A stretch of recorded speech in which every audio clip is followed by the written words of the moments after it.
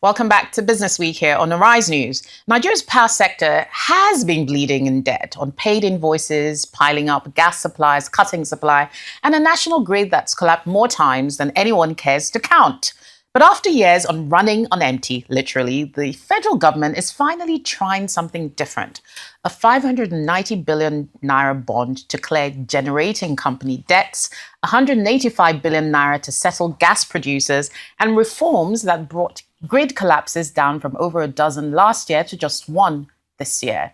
The money is flowing, the structure is changing, but the question remains, can Nigeria finally turn the lights on for good? Or are we just buying time before the next crisis? Well, thankfully, I'm not answering that question because in the studio with me here, I have Adedayo Olowoniyi, Chief Technical Advisor to the Honourable Minister of Power, to break down what's actually happening behind the scenes. Thank you for joining us on the show this morning, Dayo. Great to have you. So I want to start with the big picture, this debt clearance plan. Can you walk us through what the money is actually for and why the GenCos were prioritized? Okay. First of all, thank you very much for having me on your show. I think that the 4 trillion debt is the outstanding subsidies from federal government between 2015 and 2024. So, of course, federal government has capped sort of the downstream tariff. Okay. So it's the differential between the capped tariff on the downstream and the actual energy cost. So, and that's what is the 4 trillion. That's the 4 trillion. Of course. So going forward, because there's no subsidy anymore, am I right? No, there is still subsidy. There is a subsidy. Yes, there is still subsidy. Significant, actually. There's a significant subsidy. Correct. It's still about 200 billion a month. So there will still be liquidity needs further down the line. Oh, for sure. Yes. For sure. So again, first of all, it's a step in the right direction, right? Okay. You have this overhanging debt and liabilities. You need to take care of that, first of all, to give confidence to the market. Then you have to have a strategy to ensure that that liability doesn't build up again. And this is where I think this is the important thing. So it's that strategy. We'll come to that strategy about the liabilities now. But before we come to that, part of how they sought to do this, we've had the money going to the GenCos, and then we've had this money for gas supplies. Yes. It's all part of the same value chain. How do those two things sort of work in concert? No, so what I'll say is that I first want to give credit to Mr. President for just really connecting the commercial requirements in the energy value chain. Okay. I think it's very important to understand that the debt settlement for the gas companies comes from a program called the Decade of Gas. Right. It was actually coming from the previous administration. But we've continued to run that process. And a lot of them are pre-2015 gas liabilities. Right. Right? So having government giving the approval to deduct those debts from royalties is fantastic. So when you combine that settlement and, relieving the 4 trillion debt in the power sector, which also has gas debts, right? Because yes, of course. The GenCo invoices behind them is sort of 60% of energy invoices is for gas. So it's really going to catalyze the gas sector, I think, and it's going to bring more investment into the gas sector to produce more gas, to process more gas, and to transport more gas. And that's very, very critical for our domestic market. Okay. And, power is still the largest market for gas, right? So again, bringing in confidence to gas suppliers that the power sector is starting to become sustainable would encourage them to deliver more gas for power generation. And thanks for clarifying, because the gas settlement is actually not a cash payout. It's a deduction on your fiscals, right? Correct. Okay, so let's go back to the bonds that were, So, that's a very interesting structure. And what it says to me in my mind is that the federal government is essentially guaranteeing that those bonds will ultimately be redeemed. No, right? Of course, it's a sovereign bond, right, in a way. But I mean, the reason why I like it is that it just tells us that we are becoming more sophisticated. Okay. I'll say in the past we would have gone for a multilateral loan to settle this, but we're now starting to use our capital markets. Yeah, that's what we've been saying. Infrastructure. Correct. Right? Domesticate the debt. Yes. Right. Yeah. Local currency financing. And what I really hope is that down the line we should be able to issue this type of bonds without sovereign guarantee. But that is going to be a sector that is then sustainable, that will be able to attract that. But of course, the first tranche of this is a 1.23 trillion naira bond, right? And we believe it will be oversubscribed, right? Because it's a sovereign debt. But it's definitely a show that Nigerian capital market can gradually start to support the energy value chain. Absolutely. And that is fundamental. I think that's fantastic. It's naira denominated, local debt, capital markets, working infrastructure. And I think that's a good structure. I love the creativity around it. And I understand part of it is cash. So part of it is going directly to the Gencos. Explain that. Yeah, so part of it will be cash because, of course, when people buy the bonds, we will get some cash, right? And then part of it will be an allocation of those bonds to the Gencos. Absolutely. Right. But the interesting thing will be, what happens in the secondary market. Yeah. Right. So of course, for me, and that's the excitement about combining what's going on in the energy value chain with the capital markets. I think, honestly, that's the only way forward for Nigeria. Yeah, and it'd be interesting to see more structures like that replicated for other types of infrastructure, investments, and assets. Let's move on to transmission. So it's been a major bottleneck. TCN was recently unbundled into the systems operator and this transmission service provider. And we've seen grid collapses, which we lived with for several years.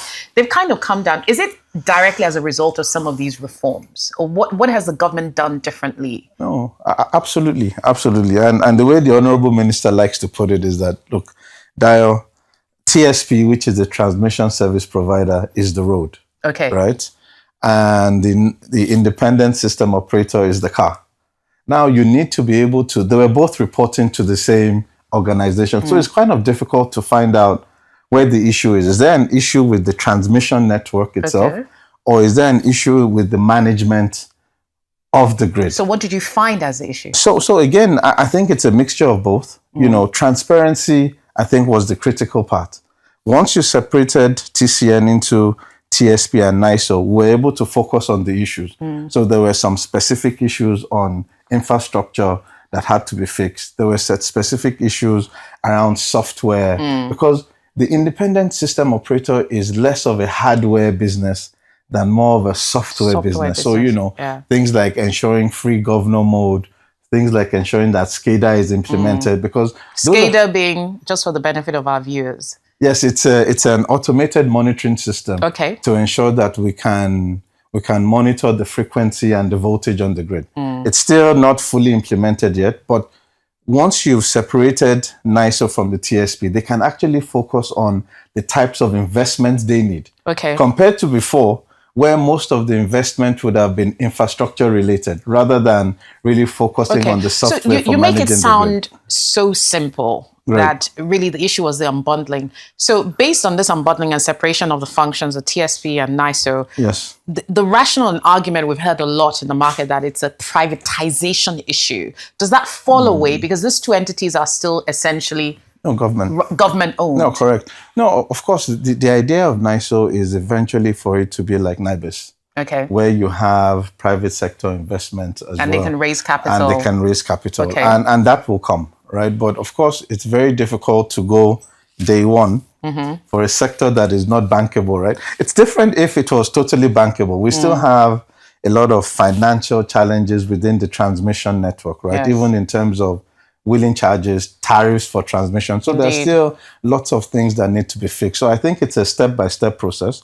First of all, we've done the split. We've started to see a much better performance from both the transmission service provider and the independent system operator. And I think it's then the next step will be looking at how do you truly capitalize these entities, as federal government can certainly not do it alone. I mean, the next question I was going to ask about was about the Minister of Power restating our installed capacity of 14,000 megawatts, but we're doing 6,000. You're sort of highlighting on what some of the issues have been. Right. But the question everybody wants to ask was, why are we still not getting power the way we should? Right. Look, supplying electricity is a balance, right? You can only generate what you distribute, or else there'll be an imbalance in the network and you have a grid collapse.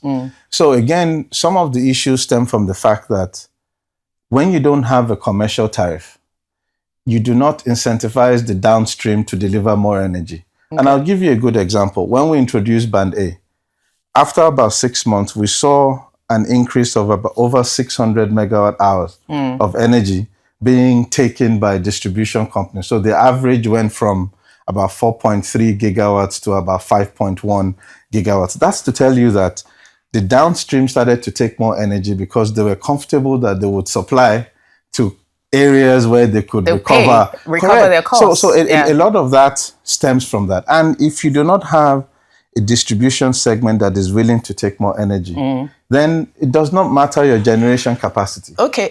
Interestingly, because as part of the preparation for this discussion, part of what has come out is that this bonds will, is it true that the bonds will add an additional premium to the existing tariff structure? Help us explain that, because we know what public backlash is around tariffs and what it means. But is there going to be an increase at the premium end of the spectrum? No. Or is this across board? No. So what I'll say is that on our premium tariff, which is band A, we don't expect any changes.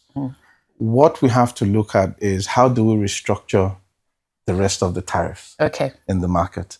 Because one of the things that we've brought up is that we do not want to have this situation in another 3 years, right? So we have to have a sustainable market. And the only way to have a sustainable market is to have a commercial tariff that the market is paying. And of course, we blend that with a targeted subsidy, because we also understand that there's clearly an affordability issue in Nigeria as well. And federal government is still certainly willing to support those who are on the edge of society that are unable to pay for electricity. Just like in any other country where you have lifeline tariffs, the same will be done in Nigeria, where federal government will still continue to support a segment of the market to ensure that they can consume that makes sense. I think for the bottom of the pyramid, I understand that rationale. So, early on when we started the discussion, we had talked about the fact that all these financial interventions, the bond, the capital market strategy is about legacy debt. Yes. Right? Yes. Going forward, how do we prevent an accumulation? I don't think you can totally eliminate debt across the value chain, but it's the extent of accumulation that can be concerning. Look, we're very confident, right? When we came in 2023, the revenues for the sector was just about 1 trillion. When we implemented Band A, the revenues for the sector grew to about 1.7 trillion. We expect the revenues in the sector to grow to about 2.2 trillion. Over what period? This year. This year. 2025. Okay. So we've seen almost a 1.2 trillion growth between 2023 and 2025. A lot of times we don't talk about the commercial nature of electricity, because that revenue has to go back to pay for all the inputs from gas to generation to transmission and distribution costs. So we're very confident. We've seen that we can do it when we implemented the Band A. We now need to look for a very structured way to look at the rest of the tariffs to see how we can continue to build up revenues in the sector. Really, and its reallocation is what we believe. There's a lot of money still being spent on diesel and petrol generators. And we believe that as we start to provide more stable electricity, we'll be able to move the monies being spent on diesel and petrol generator into the formal electricity market. And that is what is actually going to give us a long-term sustainable energy market in Nigeria. Okay, let's talk about discos. There was a committee, the Atedo Peterside Committee, I don't know if you're aware. There was a recommendation for performance guarantees to the discos by the government. What has happened to that? And can you talk a bit more about the discos and how you're trying to support that sub-pass of the value chain? So distribution companies still have a lot of challenges in Nigeria. I think we have some strong discos that are performing well, but we also have very poor performing discos. I think our focus really from this government is about metering. So you will see that we have 3 metering programs at the moment for revenue assurance. You have the DISREP program from the World Bank, where we've already delivered almost 700,000 meters and about 200,000 have been installed. We have the PMI that is going to supply another 1.7 million. That's the Presidential Metering Initiative. Presidential Metering Initiative, 1.7 million meters for an international bid and additional 250,000, about 700,000 from the local manufacturers. So when you put that together, what we want to do is that we want to close the metering gap. When you close the metering gap, it gives us more revenue assurance from the distribution segment. Part of the challenge with the distribution segment is their technical and commercial losses, right? So if we're able to close the commercial losses, at least based on meter penetration and close the metering gap, we believe that moves us a little bit further. Yeah. And then additional investment has to be made on infrastructure to actually close the technical gap. And the federal government is supporting DISCOs through multiple programs. We have the Presidential Power Initiative, which is the Siemens program, but we also have a distribution segment that is also going to develop more injection substations, distribution lines to support the DISCOs that actually want it. Okay, so let's shift a bit to the region. Nigeria is exporting electricity. Yes, actually. To the West Africa Power Pool. Yes. Right now. Yes. If you're looking at this rationale as a Nigerian, it's the same thing with our gas supplies through the West Africa gas pipeline, domestic versus export. Correct. What is happening there? And if you're able to export across Nigeria's borders, can we get to a point where we have spare capacity to export as opposed to when we're under our installed capacity, or are these bound commercial agreements and obligations that you have to fulfill to your neighbors? I'll say Nigerians don't need to worry about the fact that we're going to export all the power and not focus on domestic demand. I think Nigeria only exports about 600 megawatts of electricity. Through the West African Power Pool. Through the West African Power Pool. I think we have an opportunity to export more, 1.5 gigawatt, and we have to take it because it's actually going to help stabilize our grid. Because what people don't realize is that the higher the amount of electrons that you are transmitting on your grid, the stronger and firmer your grid is. And that's why we usually typically have grid collapse. Because if your grid is, for example, 4,000 megawatts, and you lose one generating plant of 300 megawatts, that's almost 10%. Immediately, your frequencies goes out of sync and you have a grid collapse. But once we start to push the grid to 6,000, to 7,000, to 8,000, we're actually going to have a much stronger grid. And part of us getting there is exports, because it's also going to be a commercial transaction that is going to bring more liquidity into the sector. But Nigerians don't need to worry because we have more than enough capacity to actually supply the domestic market and benefit from the West African Power Pool. Yeah, interesting you mentioned commercial export, because I suspected that would be a factor. Commercially, those transactions that enable you to do cross-border electricity exports seem to be a bit more viable, right? Correct. Yeah, correct. So they are based on commercial terms. Oh, absolutely. Right. Absolutely. Okay, so let's come back to sort of the outlook, because we're running out of time. So assuming this bond capital markets program works really well, we clear the debt, everything is panning out well, and we see an increasing capacity, Nigerians are getting electricity. What will 2026, 2027 look like for the power sector? What should Nigerians expect? Right. For me, the bond program will work well, and we'll get more gas and we'll get more generation. I think the outlook is really positive. I think we should be looking forward to a power sector that should be generating, transmitting 6,500 to 7,000 megawatts, where about 1,500 of that is for exports, and we bring in additional... Primarily from gas and hydro? Yeah, absolutely, because that's what we have. That's what we currently have, mainly hydro and gas. And then we should also see an increased domestic demand, because we know that we have to look at some type of tariff review sometime in the medium term, which we know that it's going to catalyze the downstream, just like the Band-Aid catalyzed the downstream. Okay, fantastic. Thank you so much for joining us and coming on the show. I've been speaking to Adedayo Olowoniyi, Chief Technical Advisor to the Honourable Minister for Power for Nigeria, on the debt clearance strategy that the government has announced and launched for the generating companies, gas suppliers, and across the value chain. Thanks for joining us today. Well, that's all we have time for on Business Week. This Saturday, I'm Rolake Akinkunwe-Filani. Let's continue the conversation on X. If you want to continue the conversation, do have a lovely rest of the weekend.